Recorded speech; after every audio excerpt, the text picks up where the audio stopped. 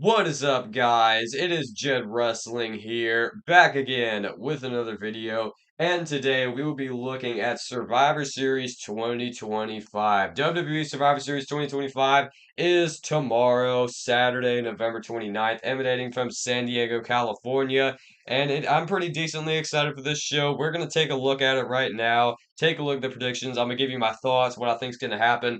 Starting off with the men's Intercontinental Championship, John Cena defending against Dominic Mysterio. So that this match obviously came about on John Cena's final time in Boston when he defeated Dominic Mysterio for the Intercontinental Championship. And then the next week they kind of made this match official for Survivor Series. Cena teamed up with Sheamus and Ray to defeat the Judgment Day in his final Raw match ever. And this match is no doubt going to be fun. But do I see John Cena winning? Honestly, no. I see Dominic Mysterio winning this match. It's pretty disappointing, but I don't think they ever intended John Cena to have a long run with the Intercontinental Championship, and especially since this is his second to last, never mind match, second to last date ever. He's probably not walking out of this with the Intercontinental Championship because he Cena's been winning a heck of a lot recently. Won two matches on Raw. He beat AJ. He beat Logan Paul. So yeah, I think they're gonna throw a bump in John Cena's road right before his final match at Saturday Night's main event. They're gonna have him lose to Dominic Mysterio, probably via cheating, and it's really disappointing. That's just what I think is gonna happen. But yes, Dominic Mysterio is gonna pick up the Intercontinental Championship, in my opinion. Moving from John Cena right to Nikki Bella. Look at that. We got Stephanie Vaquer, who I don't have a figure of, defending her Women's World Championship up against Nikki Bella. Now, the story behind this match, they were sort of friends, and Nikki Bella recently, she's just been like everybody's friend. She's been Rhea's friend, Io's friend, Steffi's friend, and I'm like, dude, that's just dumb. And they finally turned Nikki Bella heel here. They turned her heel on Raw, and she is now going after Stephanie Vaquer and the Women's World Championship.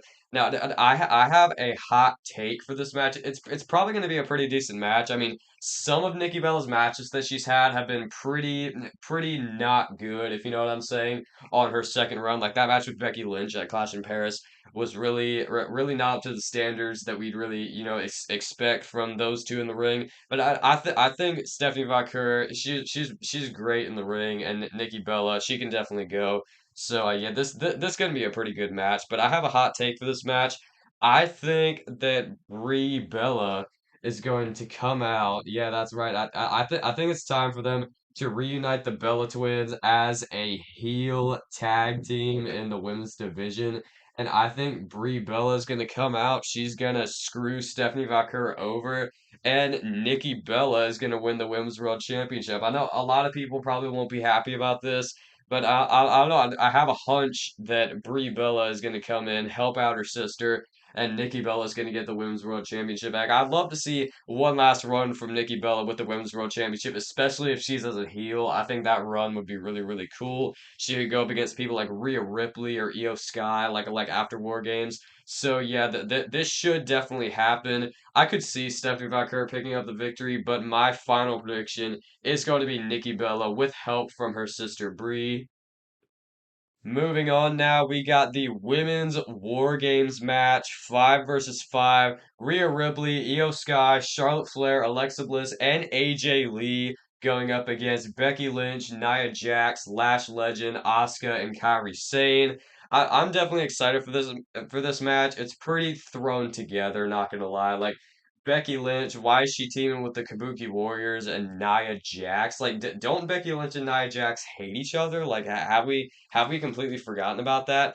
Although I must say, I do like how this has been explored, Charlotte and Rhea. I'm glad they're not just completely glossing over the fact that they've had some really bad blood in the past. So at least they're acknowledging that, but I would like an explanation as to why Becky Lynch and Nia Jax are teaming up with each other. Because I mean, like Nia Jax, she broke Becky Lynch's nose back in the day, and they had a storyline about that not too long ago. I mean, like a year and a half ago, they had a storyline just about that, and I know that's what catapulted Becky Lynch to the top of the mountain and went to WrestleMania 35, the main event. But still, like I would like an explanation to why they're teaming. But Rhea and Charlotte, they've been able to talk it over. They've been able to coincide and coexist to go up against the team of the heels. Excuse me. And I think the babyface team is going to pick up the victory here. Definitely some storylines to be fueled from this, mainly AJ Lee versus Becky Lynch. And I feel like AJ and Becky is a great early bet for a WrestleMania 42 match. And actually, not for the Women's Intercontinental Championship. I forgot Becky doesn't have that title anymore. But it would be an awesome match. Becky Lynch and AJ Lee. Of course, AJ Lee submitting Becky Lynch at WrestlePalooza. So yeah, they definitely should do that match for WrestleMania 42. But my final prediction, it's going to be Rhea, Io, Charlotte, Alexa, and AJ. Last match we will be looking at today. Kind of weird how there's four matches instead of five, because I feel like even usually on the Survivor Series cards there is five matches. Like I know we got two long War Games matches here, but dude, at least give us one more match. There's a lot of matches that fit spot could go to. Maybe another one will be added on SmackDown tonight. I don't know. I haven't looked at the SmackDown spoilers obviously, so I don't know what happens. But it is the men's Survivor Series match.